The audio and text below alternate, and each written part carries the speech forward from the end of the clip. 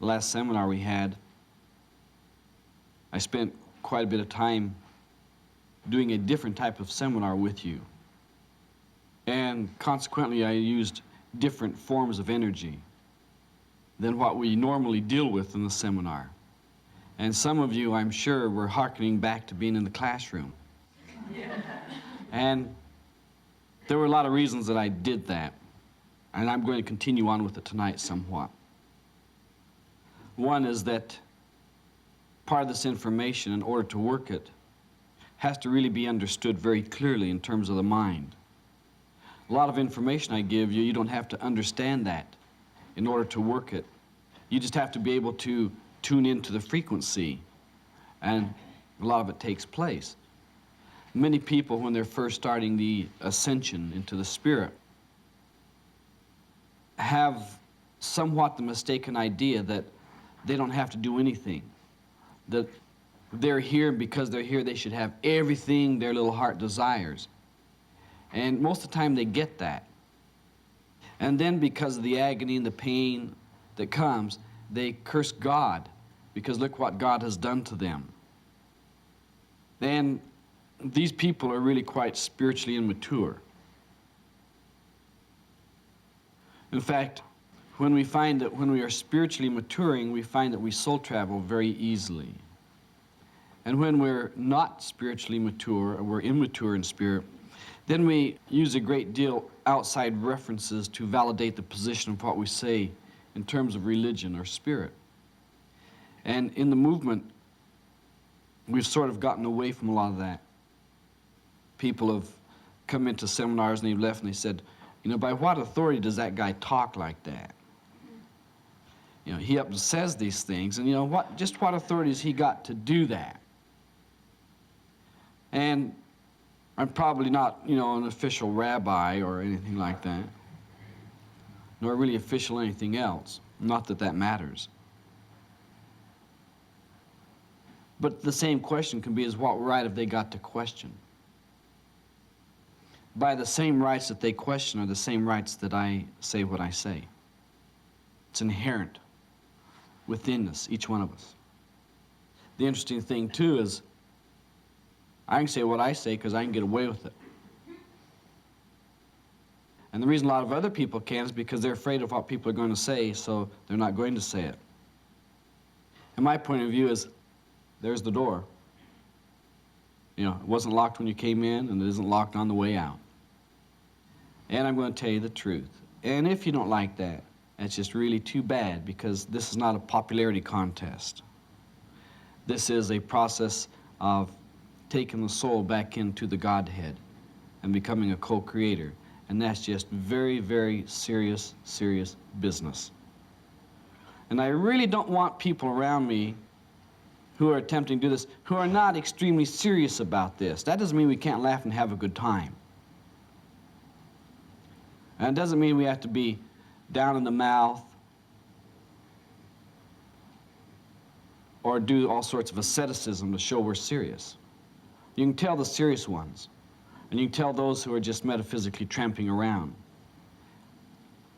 It's the process of being able to hang in there and making the results appear.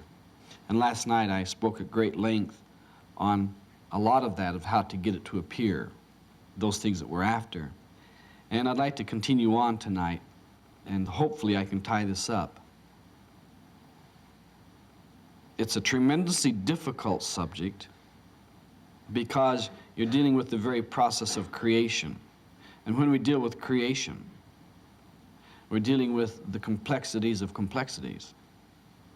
And yet, it's not so simple-minded that we can dismiss it in terms of, oh, well, I knew that. We all can say, oh, well, I knew that. But how many can say, oh, well, I do that? And the doing of that is what I'm interested in people arriving to in consciousness, the ability to do, not the ability to be ecclesiastically correct,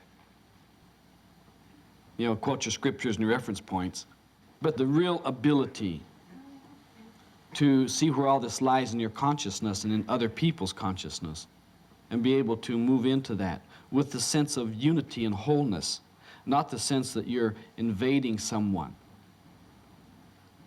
but the sense that they're so extremely open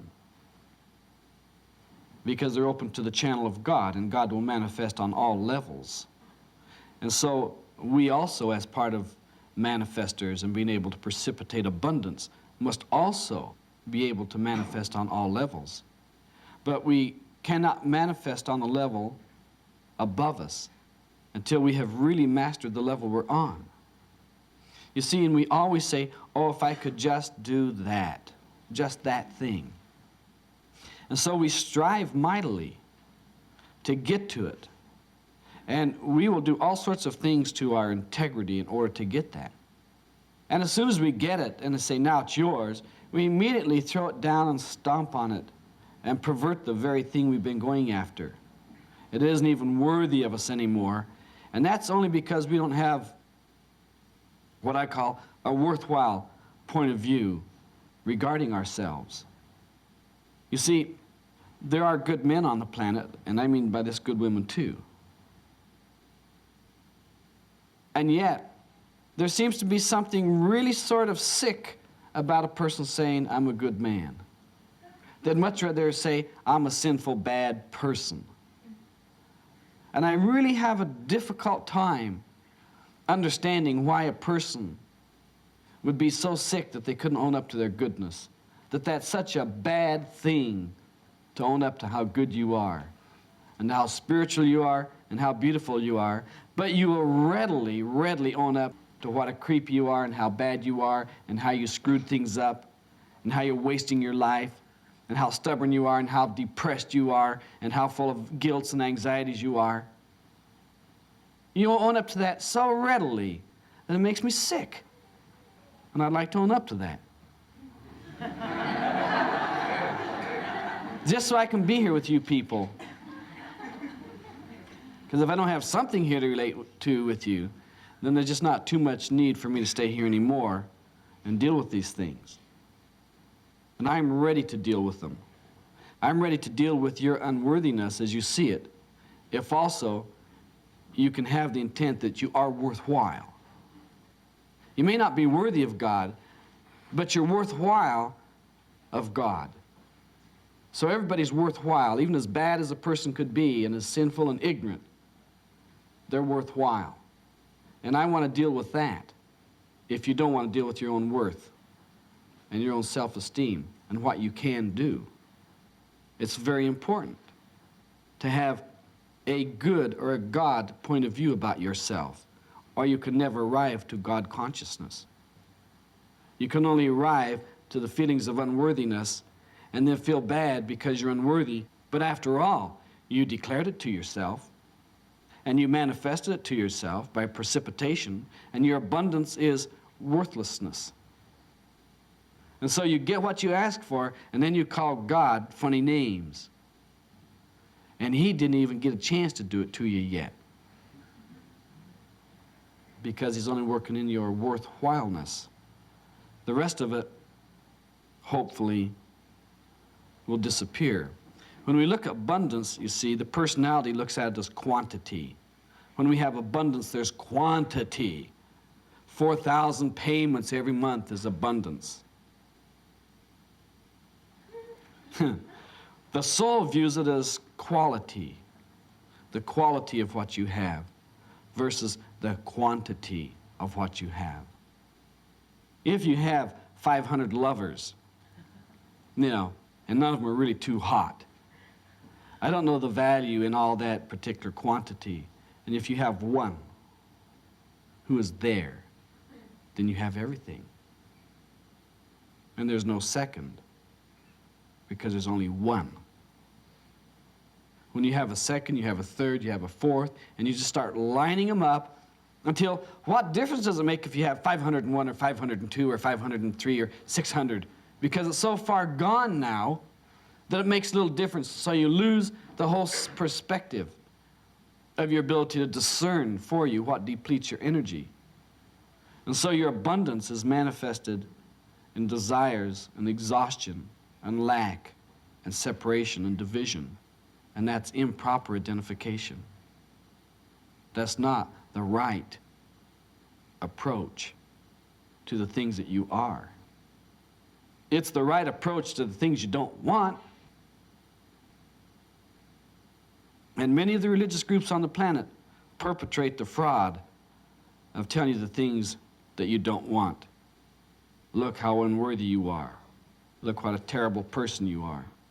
And because you're this, look how bad. And yet they don't realize that maybe you saved somebody's life. Maybe they didn't realize that you didn't gossip behind somebody's back and the others did. Maybe they didn't realize that you were really keeping your mouth shut and keeping your trip together as much as you could with what you have to work with. And because maybe you didn't have too much to work with, not too much was expected from you.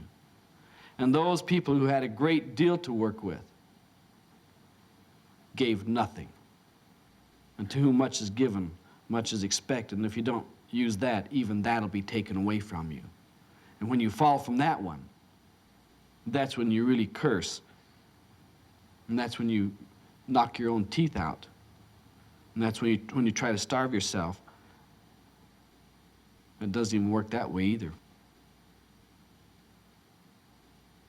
To have abundance on a soul level does not mean access to many things, but it means to have the access to the essence of what all things are. To be in communion with that one essence. And in that, you don't feel lack. You don't have any of these things because there's only one, not two. You are that very thing, that very essence. True abundance means awareness of the wholeness and the oneness and the quality of what's present. That's true abundance, not $10,000, not tremendously beautiful cars. That's personality show. There used to be a car that was as good as the Rolls Royce, and it was for those people who were diffident. They could be ostentatious and have that, but they didn't. It was called a Bentley. They drove it out of self-righteousness to know that they could do the other, but they would not. And there's no difference in the game. No matter what term you use, there is no difference in it. Need is being looked at as seeing forms which we must manifest, which we do not have. You see things out there, things, forms, that you don't have, and you covet them. The interesting thing about that is that it is all part of this one whole unitized process. And by coveting that out there, you just really covet yourself. And you can never find yourself out there. You don't live that long. And so you don't get it because the very thing you're after is inside of you. So when you covet it and you get it, it's really great, and then you divorce it and separate it and you go on coveting some more, your very nature, looking for it out there. Don't you see what that does? Can't you see there's just, a one-way road into the purgatories and the hells? And you don't have to leave the physical earth to find that. It happens to sit with you a great deal of the time. If we define manifestation by making it appear physically, it isn't manifest until it's there physically, we're only taking into account the materialization form of it. Where if it's true, if it's really true manifestation, it is only successful if it results in a change of consciousness. And the change in consciousness is that you no longer seek it in the form out there, but come to the very essence of what it is inside of you, and you have it. And that having of it does not mean possessing it as a form, but no longer having the need for that. When we don't have our breath, we need it. And yet when we take it in, there's no longer a need because it's present. But when we let it out, it's gone again. And so therefore we seek it. Always, if we take it and keep pushing it out, we have that ability to push it out. And we label it Mary or John or Rolls Royce or airplane or a new boat or, tuna fish sandwich, something. Avocado dip. As soon as we do that, then we've taken our verbalization, our mental identification, put it together, taken that energy and put it out there, and then go to consume it. And when we consume it, we've only consumed the form. We never get the essence. That's why we can never get enough. That form can never, ever, ever, ever, ever, ever be enough.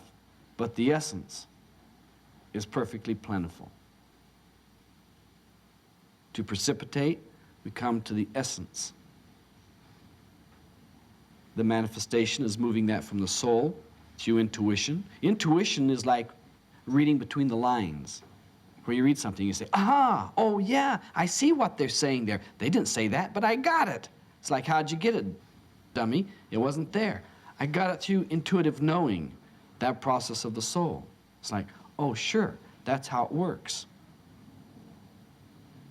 Because the mind cannot fathom the process of soul. And so to look into our intellect or our mind to find out how to do that is a waste. It's a waste. And yet, we'll spend a lot of time looking into the mind, re-looking at the feelings, re-looking at the feelings as they come up, re-looking, re-looking, re-looking, until we're sick of them. Then we say, what do I do? It's like, well, stop looking at it. It's already manifested. You don't want to have more abundance of that, do you? That's all you're making, is more abundance of your own negativity. It shows you can do it, however. But I'm not too sure that you're going to really be happy with all of that. See, the part of the process of being able to successfully materialize something, to manifest it, is that we chance becoming a prisoner to our needs being met. And so all we're doing is continually manifesting something there to meet our needs, and the inner needs are never met. And so we can be very successful in doing that. It's called rich. It's called wealthy, but it's not abundance. You see the difference? When we have abundance, it's all present. However, we want to make sure that we're not so precise in how we manifest things in terms of correct imagery and correct feeling and correct physical action, that we become so rigid we can't allow that is the highest good to also manifest within it. If we say, I want that car, it's brown, 4 wheels, that's it. And it's like, yeah, but there's no transmission, no horn, and no windshield wiper. It's like, oh, well, I didn't know about that. I know, but you still have to pay for it. Well, then how do I get that? We say, I want that car and all the things that go with it. And I want that all for my highest good. And brown's really favorable. An automatic transmission is neat, workable. And that being placed in this greater flexibility then allows spirit, which is our kissing cousin, to kiss us in spirit. And we allow the manifestation to appear. But not in terms of our anxieties and our irritabilities and our consciousness of time. Ours is to learn the patience and the gradualness as we do this. And of course, one of the very first keys is patience and gradualness. One of the very first ones. What we learn here is to be the center of creation. We learn to be the center of creation instead of the personality and the periphery of swirling changes around us. So that we're always caught up in the last person's statement, their last opinion, their last thought, their last thing becomes us. And our value structure becomes destroyed because we're not manifesting from that consciousness of where we are in the center. But being so anxious to get there, we then play the same trick and go out to their personality to come back into our own. And so we come back into our own with their laugh, their smile, their walk. And we say, Who am I? We say, well, you are just a potpourri of many things, a collage of ideas and thoughts and forms. But you got lost someplace in worshiping false idols. You got lost. Now it's time for you to go and turn back in to the silence inside of you. And in that silence, we listen. And in that listening, we do start to hear. But damned if we don't disbelieve that, because it doesn't fit the personality. And so therefore, it isn't what I've always known, so therefore, how can it be anything good? Well, let's hope that it isn't something you've always known. Because if it is, you're not doing anything. The beautiful thing about these laws of precipitation and manifestation and abundance is that once you've got a level down and you can really, really do that, Spirit suspends your ability,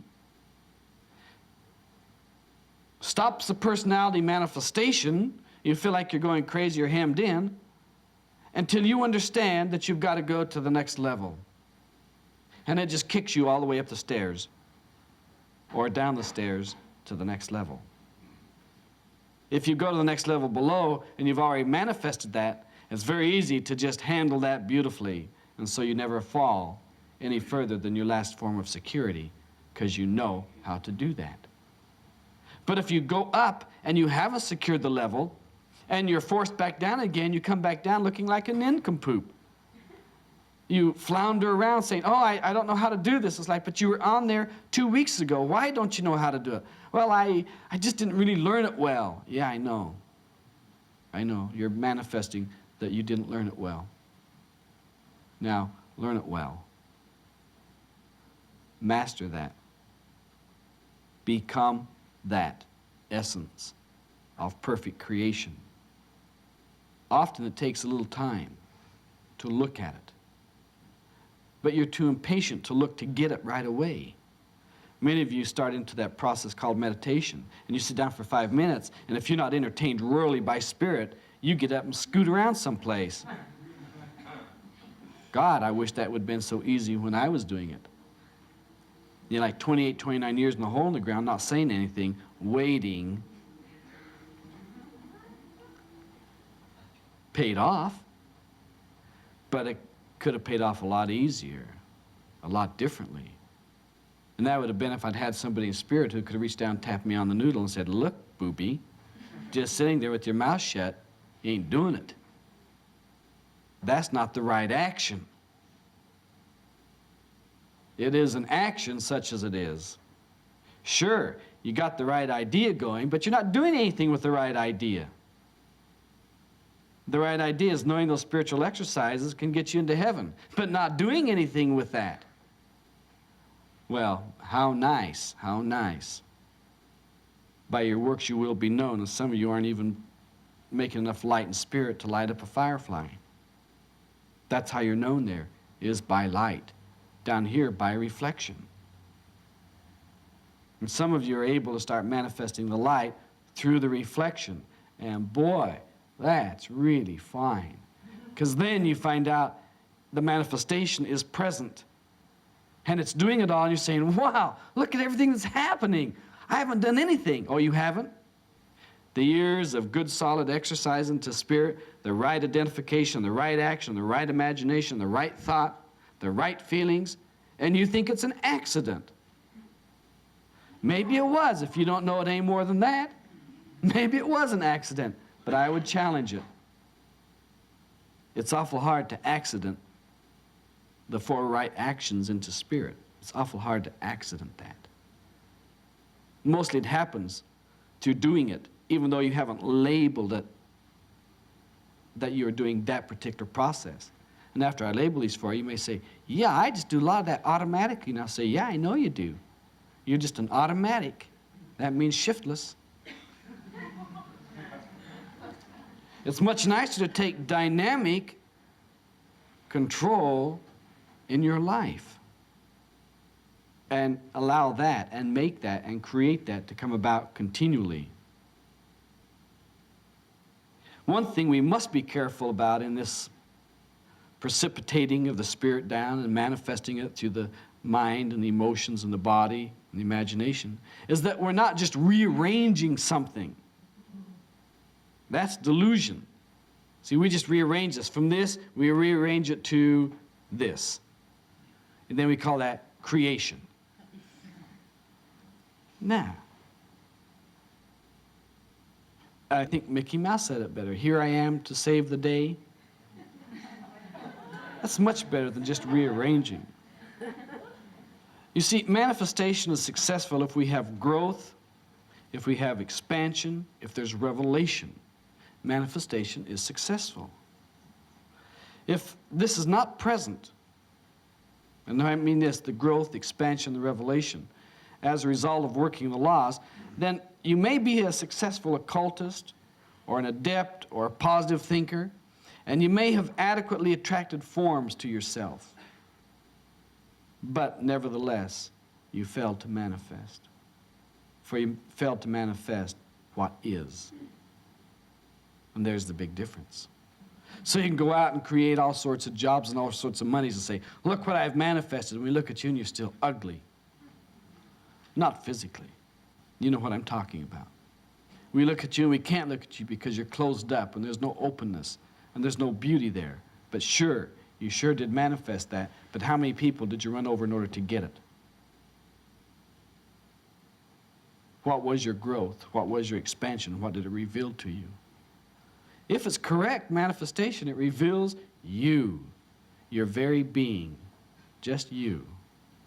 What happens then? We enter into the kingdom of heaven. And the kingdom of heaven is a state of identification with your true individuality, the trueness of you. Not the personality, not the mind, the emotion, the body, you. The source within, the divine center, that process called I am that I am, which is not a product of the environment.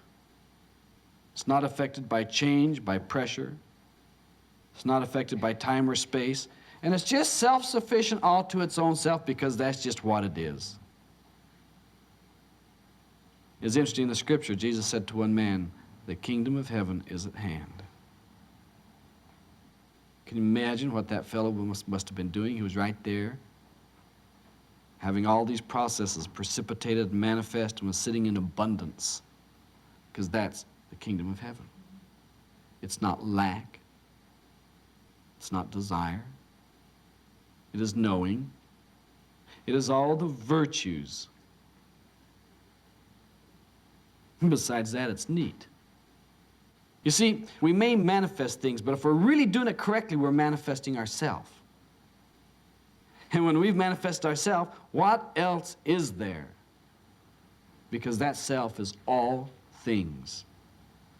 That self that is me is also you, that is also God. That is all the wholeness and the completeness, the oneness. When we fully understand these new laws, then to some degree the old laws becomes just tools of creativity, and all we do is just manifest as a being, not as a personality, not as trying to attract to us, but that of expressing out from us all good things.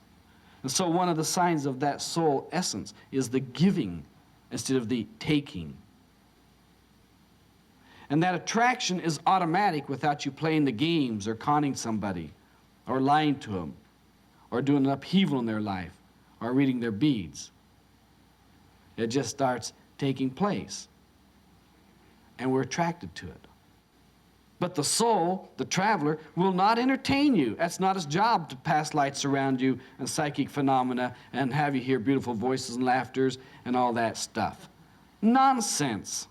Do it yourself. You want that? Your job is to sit in that meditation, in that silence, and open to the higher centers where the precipitation starts, and let it start coming down. And as it comes down, it comes intuitively and flashing in pictures, and you start knowing, and then it forms in the mind, and you start manifesting. And we energize it with the emotions, and we get up physically, and we move on it, and the byproduct of all that is called enthusiasm. Then we can ride the enthusiasm. Except what happens? Well, it usually goes away. Unless we take that time to go back in and start the process again from the spirit down through the mind, the emotions, the body, and right out again, and we keep the enthusiasm going. And we can do that more and more rapidly the more expertise we have in how to do it. We don't have to sit and go through it like, oh, I got to be quiet for 30 hours. It's like, well, I'll take this breath and just do the whole thing right now and let the enthusiasm come forward. And it's easy to write on enthusiasm. You know, that seems to be like lifeblood for us. What happens then is the soul replaces the personality as the center of consciousness and energy. But when it replaces it, it still uses all the vehicles of the mind, the emotions, the astral to function in here. Still does exactly the same thing. Then what happens is that faith also becomes part of that. But faith does not replace work. Some people say, well, I have faith that'll appear, and they won't go get it. They won't go open the door. Well, that would be work and showing I'm not really demonstrating faith. That's what we call very, very clever in copying out with things. See, the thing that we have to realize here is that there's really no place where you can stop growing. We must continue growing. It's that very nature in us to grow, to expand. And when we are not growing and expanding, we have aches and pains. We have suffering. We have anguish. We have all of those things because it's pushing against us, but we're afraid to let it go, and we struggle mightily to hold it in to what it has always been, so we'll know what it's always going to be. But that's a lie. It just doesn't do that. Because you cannot see the process of longevity, of life to life and eon to eon, then you approach it incorrectly. And so it becomes a struggle instead of one of just surrendering to that and being with that and just seeing it when it comes up, but not keep going over and over and over and over. But allow it to come up and allow it to go and allow it to come up. Don't go, hey, come back here. That was a negative feeling. I'm supposed to do something with that. I'll hang on to you till I get something to do with it. Why do you want to do that? You already did that long, long time ago. Now it's time to let it go. See? You already manifested, you already created. That was your abundance, such as it was. Let it go. Part of this creation also and manifestation and abundance is that we're not using and that we don't have use for. We must return it to the source. Get rid of it to allow the new to come forward. Because often we can't put anything there because it's already occupied and we're not using it. And oh, it's so pretty though. And oh, it's such a sentimental value. And oh, this and oh, that. But gee, I need this thing here. And I need it desperately. And so your desperation is what you live instead of your supply, instead of your abundance. And you have to have the wit to say, look, I know it's pretty. So what? And send it back to the source. People say, well, how do I know when I'm not using it any longer? Look, if it sits there for 6 months to a year and you haven't used it, you can go. You might say, well, why a year? Well, Christmas comes around once in a while and you can use the same light bulb. Some things are seasonal. We must remember that our personality is a form. And because it's a form, it's limited to form. Forms are limited to form. Soul is formless, is not limited to form, but can function through the form. And there comes our great freedom, is the ability to function through something instead of the ability to just function in it.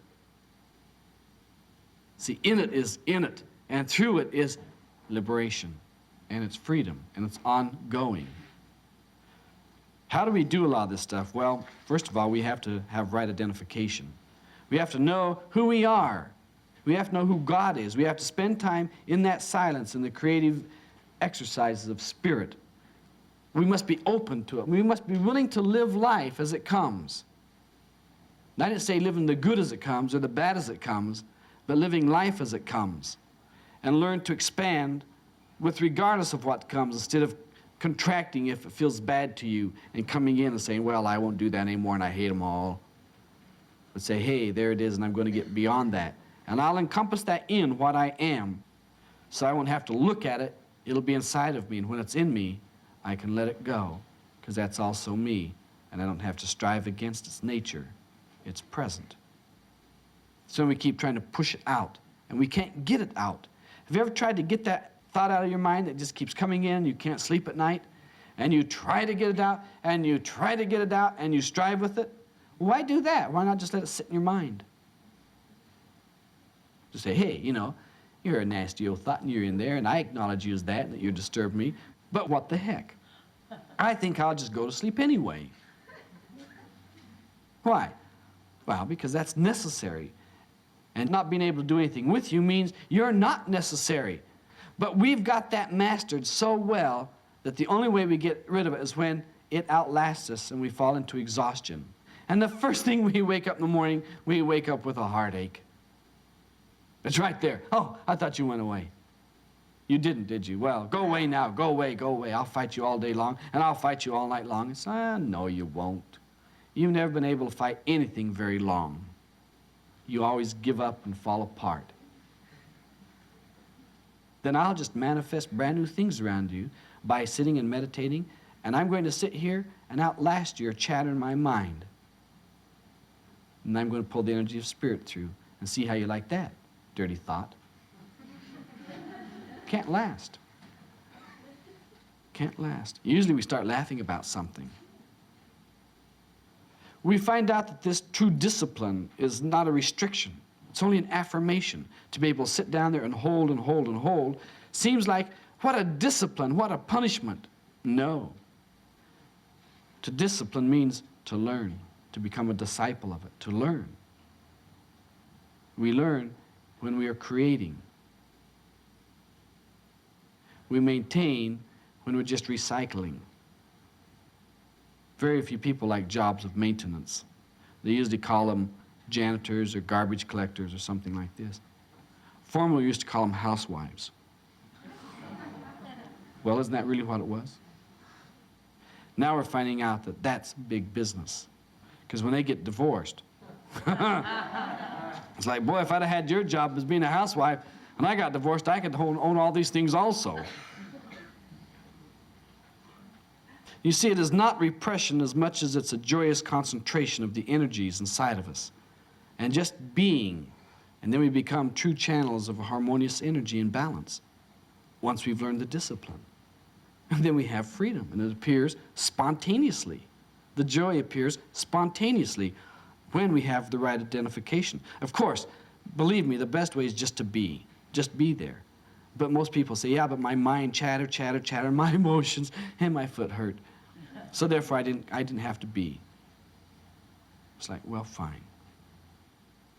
If you don't know how to be, others more experienced than you can teach you how to be. But we say, oh, well, I don't think they're any better than I am. It's, I know, but you see, they don't have all your irritation, all your angers, and all your hurts, and all your frustrations, and all your bills, and all your indebtedness. So maybe they can teach you something.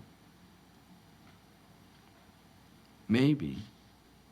When we're knowing and we're centered within your true identity, which is the God within, that's the very first stage of manifestation, including the manifesting of your own being. It takes place automatically. When you find God, the source of all, you find you, and you just open the channels of the mind, the emotion, the body, and let it come through. If you can't do that, then you have to have the right imagination. Right imagination is part of the right identification. It means to have very precise, thoughtful, visualizing processes in your mind of what you want to take place, to organize in a very orderly fashion in your mind. First this, second this, third this, fourth this, then lunch. Don't forget lunch.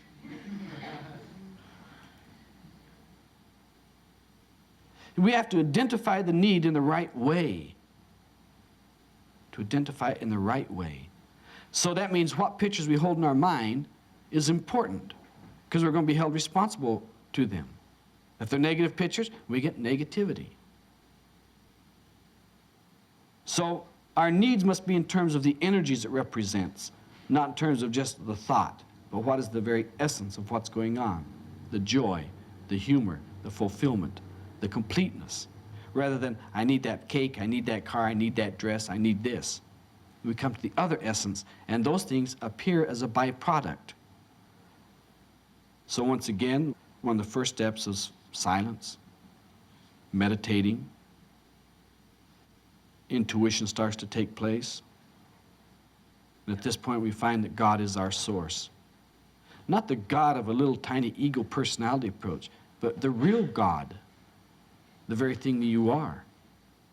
And of course, one important question is, what is God trying to manifest through this imagery? More hatred, more yelling, more dissension, more upset? That's probably your own personality. I think you can answer the other rather easily. You see, if I know I am with all, then I'm not in tension or in need. I know I'm with all things. I don't feel lack of pressure. I'm poised, I'm silent, peaceful. I can work any form that comes my way and let it go, and I'm not bound to that. And that's the right imagination. Of course, right after that comes the right attunement. Right attunement means getting tuned in, you know, the fine-tuning knob. And this is all done in the mental, astral, emotional, and physical levels. And it means we've got to know those. It means getting the personality attuned to what's going on, getting our mind to what it is, our emotions to what it is, our imagination to what it is, and our body where it's happening, which means that encompasses a form of awareness. You see, the soul says, it's done. And the mind says, it's done. The emotions say, it's done. And the body says, right on. And just follows through with the manifestation. We have then the energy to complete that is done. Jesus Christ said it. It's done. He gave it up, and the mind gave it up, and the emotions, the body just gave it up. He said, it's done. That is a real strong commandment, to say that and have that happen. Sometimes we tell the kid, shut up, it's done. He keeps right on going. It's like, what am I going to do with that kid? Well, first of all, you better get your own lines of communication clear, so when you say it's done, so the child knows when you say, that's it, that's it. Otherwise, he says, nah, that's not it. I'm doing a whole new number on you. What happens when we have this right attunement is that there's irresistible energy affects the human race, the subconscious. And other people will feel this energy, and they'll attach to it, and they'll start coming in. And they'll be drawn in from all over the country to your attunement. And we've watched this in the movement. People come from all over, and they say, I don't even know why I stopped here and got out and walked in your house. Inventions are also brought forward this way. You can be inventing rubber and go to bed with this whole enthusiasm inside of you, and it hits the subconscious of the race, and another guy precipitates it down and starts inventing rubber. And then they fight on who did it first. This is why these things spring out concomitantly all over. Once that idea has come, it's come. And it will manifest through the most open channel. And inventors are open. Because why? They're curious for that new learning. And we should all be inventors. There'd be no end to where we could go and to what we could do. And of course, right attunement also means being in harmony with your environment. No pollution, right? Don't destroy things, don't leave things in a mess. And it also means the ability to work with authority and to work as an authority, which means your responsibility, your commitment. You've assumed the authority, the job, work it. And you say you're going to work with somebody else, work with them. Bring that attunement into line. And of course, the right action. Right action means the willingness to do whatever is necessary on whatever level is there to make it all happen. That's the right action. Not your will, not your idea, but that is present. And you can incorporate it as your own. And usually that even makes it better. You know, we're starting the insight process, not starting, but started. And a lot of people are already saying, yeah, that's really neat that you started it, but now it's mine too. And there's no way you can stop that if it's truly theirs also. If it's just their mouth, they'll run out of air pretty soon. So people come and they say to us, well, I want to do this. I'm really good at it. And we say, well, we'll see. And they say, well, you really aren't too supportive. It's like, well, I don't really have to support you if it's true you're going to do that. I'm going to be right there, though, right with you. And if that is any kind of support, look for it. But if you're not there, I'm still going to do it anyway, so I might not be doing it with you, and that'll still be support for what I'm doing and for what you're doing. But you see, we're more than just what we do. And we're more than just what we teach. And we're more than just what we say. And we're by far more than we can ever express. What Hassel means here in this right action doesn't mean that the things are going to drop in your lap. You may have to work for it. And it isn't working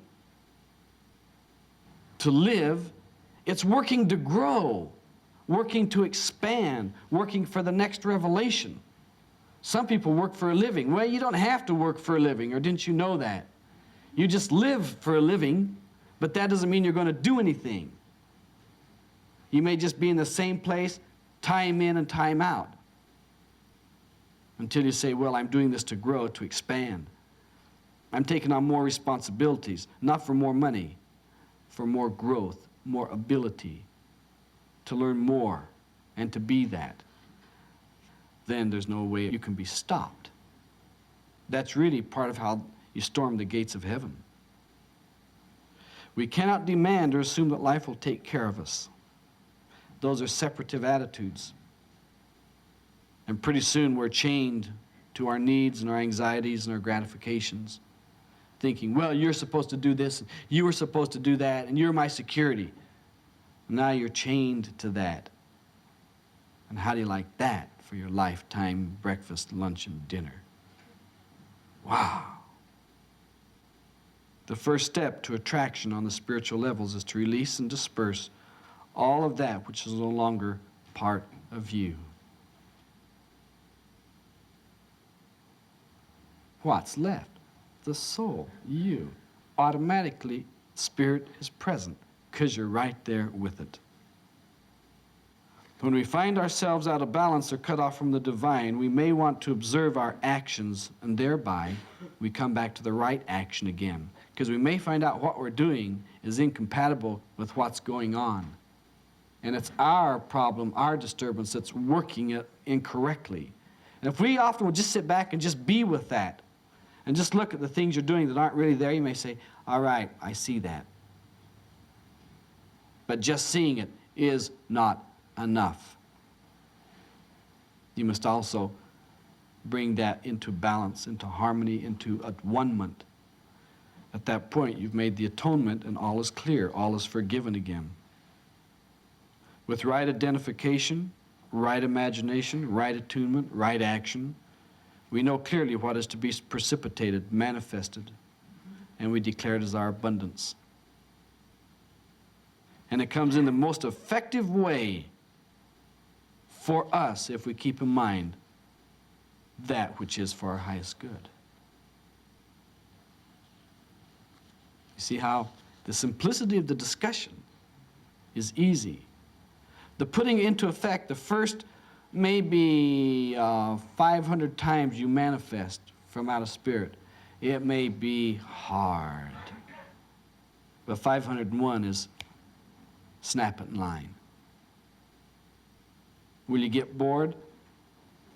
You might, if you start again going back to the old laws of manifestation, which tied us into form, which tied us into these things, and we became the prisoner to that. these newer ways of looking at it are quite different. As I heard one person say, the old way of manifesting would be like to see a landscape and paint it.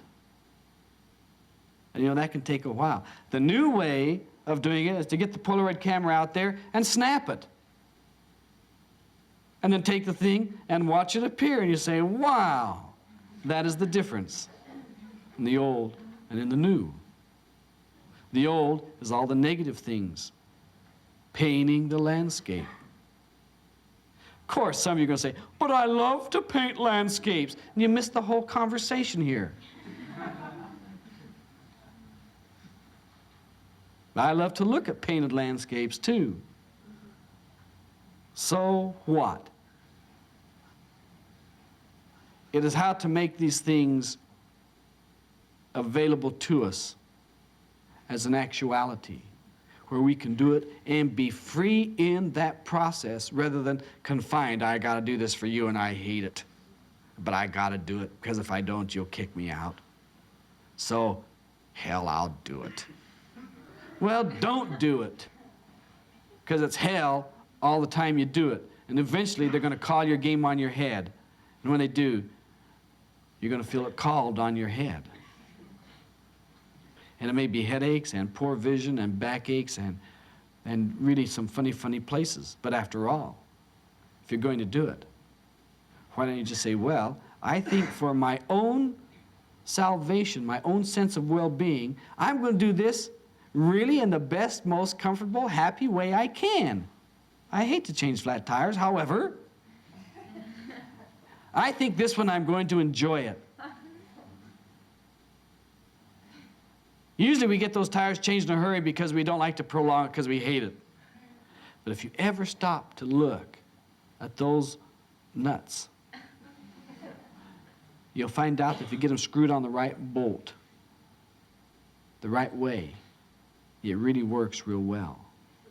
Now, it just may be that we're a bunch of nuts too. But if we can get ourselves screwed on the right bolt, maybe we also can make things work really well. Comes back that age-old cop-out. Well, what is it? It's your choice. But often it's your choice, even if you didn't choose the correct thing, that was a decision by default, and you chose that also because you got it.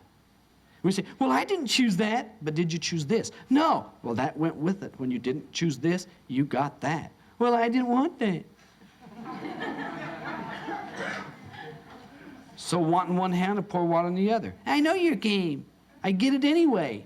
Yeah, that's right. You get it anyway. Because I say so? Because you say so? Why then? Because that's just what it is. If we can come to even that is horrendously bad, like the bombs are falling all over and the buildings are coming down, and that's what's going on, and we can stay in harmony, then we can be of great, great assistance.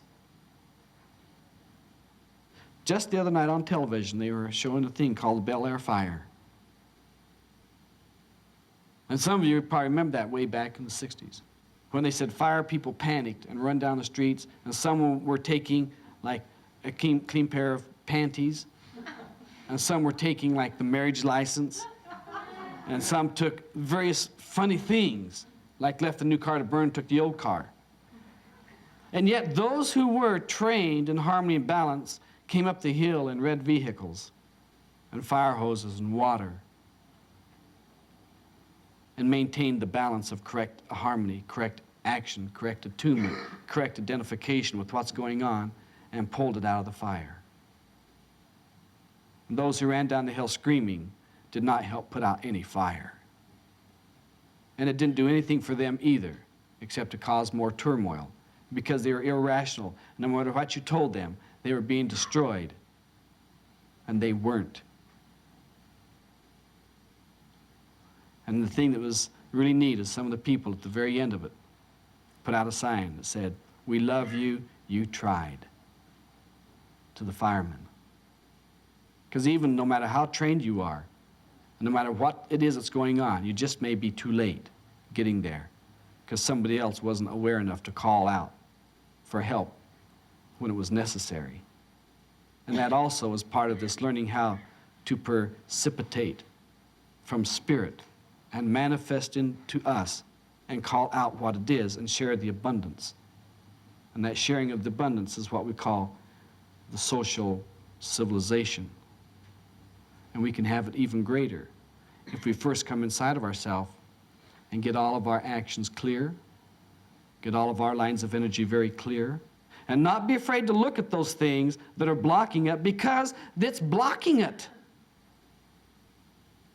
That's why, because it's blocking it. And you know because you don't have the abundance that you're after. And you know it's a block. And so you choose to look at the block and you choose to get rid of it. And those are part of manifesting yourself truly. Precipitation.